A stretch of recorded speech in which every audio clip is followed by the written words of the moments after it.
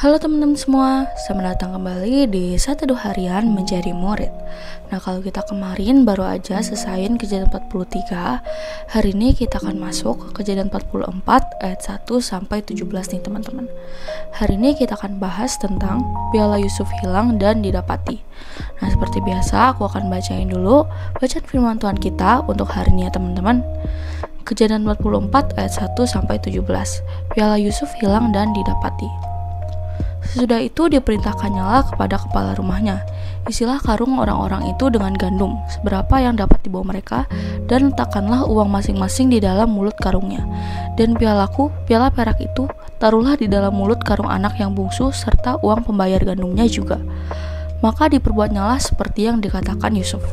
Ketika paginya hari terang tanah, orang melepas mereka beserta keledai mereka. Tetapi baru saja mereka keluar dari kota itu, belum lagi jauh jaraknya, berkatalah Yusuf kepada kepala rumahnya, "Bersiaplah, kejarlah orang-orang itu, dan apabila engkau sampai kepada mereka, katakanlah kepada mereka, mengapa kamu membalas yang baik dengan yang jahat? Bukankah ini piala yang dipakai tuanku untuk minum, dan yang biasa dipakainya untuk menelaah? Kamu berbuat jahat dengan melakukan yang demikian." Ketika sampai kepada mereka, diberitakannya kepada mereka perkataan Yusuf itu. Jawab mereka kepadanya, "Mengapa tuanku mengatakan perkataan yang demikian? Jauhlah daripada hamba-hambamu ini untuk berbuat begitu. Bukankah uang yang kami dapati di dalam mulut karung kami telah kami bawa kembali kepadamu dari tanah Kanaan? Masakan kami mencuri emas atau perak dari rumah tuanmu? Pada siapa dari hamba-hambamu ini kedapatan piala itu, biarlah ia mati. Juga kami ini akan menjadi budak tuanku." Sesudah itu berkatalah ia, "Ya, usulmu itu baik, tetapi pada siapa kedapatan piala itu, hanya dialah yang akan menjadi budakku, dan kamu yang lain itu akan bebas dari salah." Lalu segeralah mereka masing-masing menurunkan karungnya ke tanah, dan masing-masing membuka karungnya. Dan kepala rumah itu memeriksanya dengan teliti. Ia mulai dengan yang sulung sampai kepada yang bungsu. Maka kedapatanlah piala itu dalam karung Benyamin. Lalu mereka mengoyakkan jubahnya dan masing-masing memuati keledainya, dan mereka kembali ke kota.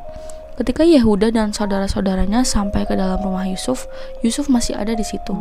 Sujudlah mereka sampai ke tanah di depannya. Berkatalah Yusuf kepada mereka, "Perbuatan apakah yang kamu lakukan ini?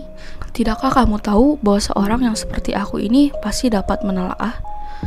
Sesudah itu berkatalah Yehuda, "Apakah yang akan kami katakan kepada tuanku? Apakah yang akan kami jawab, dan dengan apakah kami akan membenarkan diri kami? Allah telah memperlihatkan kesalahan hamba-hambamu ini, maka kami ini budak tuankulah kami, baik kami maupun orang pada siapa kedapatan piala itu." Tetapi jawabnya, "Jauhlah daripadaku untuk berbuat demikian.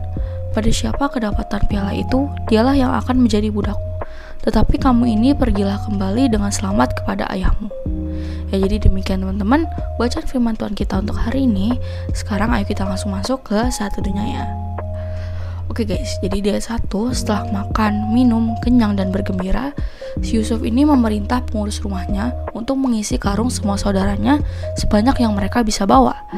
Tapi di saat yang sama, Yusuf juga minta pengurus itu untuk memasukkan uang ke dalam mulut karung mereka masing-masing. Yusuf memerintahkan untuk menaruh piala atau cangkir di karungnya Benyamin si bungsu. Pelayan itu melakukan sesuai perkataan Yusuf. Di ayat 3-5, begitu pagi terang, saudara Yusuf on the way pulang dengan keledai mereka. Ia menguji saudara-saudaranya itu guys. Belum waktunya untuk mengungkapkan siapa dia sebenarnya. Saat kira-kira semua saudara Yusuf belum sampai keluar dari kota itu, belum terlalu jauh jaraknya, Yusuf minta para pelayannya untuk mengikuti semua saudaranya dan mengatakan seperti apa yang dia bilang. "Mengapa kalian membahas kebaikan dengan kejahatan dengan mencuri piala Perdana Menteri?" Nah, kegunaan piala itu kadang-kadang diisi dengan air murni guys. Nah, di 7-10, saudara Yusuf memberikan pembelaan guys. "Waduh, jangan menuduh seperti itu. Tuhan melarang hamba-hambamu ini melakukan hal-hal demikian. Uang yang kemarin kebawa di karung kami aja kami mau kembalikan. Bagaimana mungkin kami mencuri emas atau perak Perdana Menteri, apalagi piala?" Nah, si pelayan ini tetap mau memeriksa kebenaran.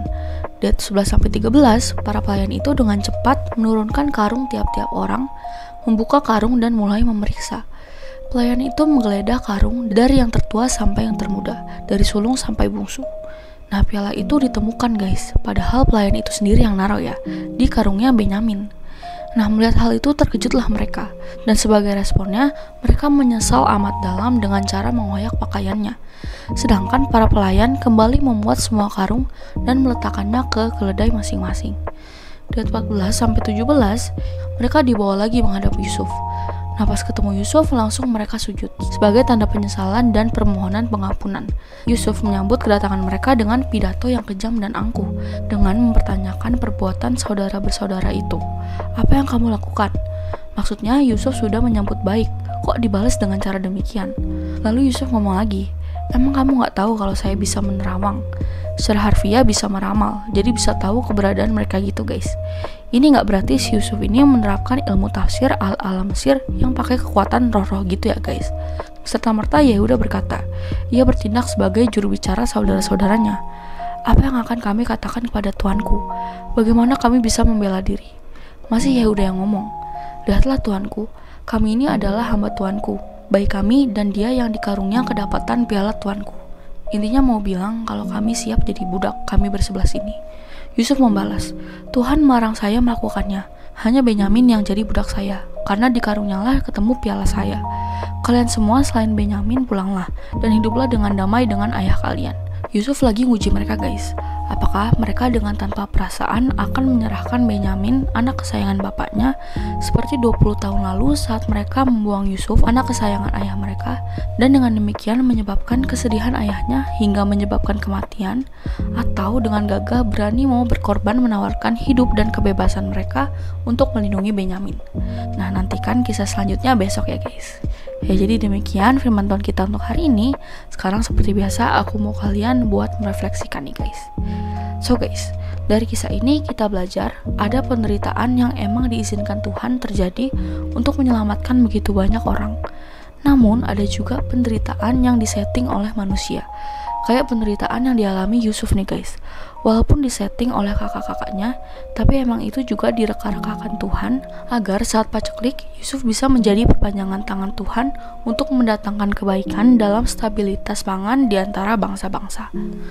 Nah, sementara 10 saudara Yusuf juga Simeon yang sempat dipenjara, dari kini 11 saudara yang dikejar rasa bersalah, takut, menyesal, sedih, disetting oleh Yusuf untuk melihat hatinya apakah saat ini sudah berubah, gak benci lagi dengan anak kesayangan ayahnya. Nah, lalu apa yang bisa kita terapkan hari ini nih guys? Jadi, saat mengalami pergumulan hidup, lihatlah dari sudut pandang Tuhan. Jika Tuhan mengizinkan terjadi, minta Tuhan untuk membuatmu mengerti dan sanggup menjalani. Namun, jika disetting manusia, mohon belas kasihan Tuhan juga untuk bisa tangguh dalam iman kepada Tuhan guys. Nah, lalu pertanyaan efektif untuk hari ini ada 2 nih guys. Yang pertama, apa yang kamu pelajari dari pribadi Allah hari ini? Dan yang kedua, menurutmu apa sih tujuan Yusuf menaruh piala di karungnya Benyamin? Seperti biasa, teman-teman boleh jawab sendiri, atau kalau mau komen di bawah jawaban kalian juga boleh banget guys. Ya, jadi segitu aja satu dari kita untuk hari ini. Sekarang aku mau pimpin kalian dalam doa penutup ya teman-teman. Teman-teman, mari kita berdoa. Tuhan Yesus, tolong aku agar bisa melihat dan menghadapi seluruh tantangan kehidupan dari sudut pandang Tuhan. Terima kasih Tuhan Yesus, hanya di dalam nama-Mu kami berdoa. Amin. Tetap semangat guys, Tuhan Yesus beserta kita. Thank you for watching and see you in the next video. Bye-bye.